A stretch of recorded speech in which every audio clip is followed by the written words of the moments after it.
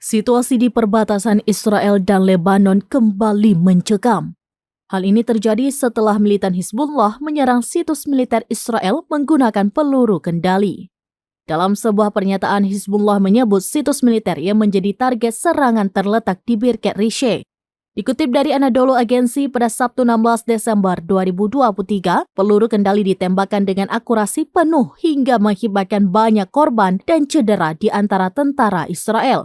Sementara itu, militer Israel belum memberikan tanggapan terkait klaim yang dibuat Hizbullah, termasuk laporan adanya korban tewas dan luka akibat peluru kendali.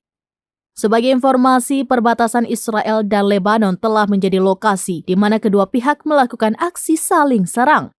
Ketegangan semakin meningkat sejak perang di Gaza meletus pada 7 Oktober lalu.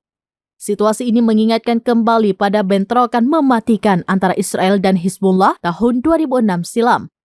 Bentrokan yang berlangsung selama sebulan itu dimenangkan oleh militan Lebanon setelah sempat ditengahi PBB.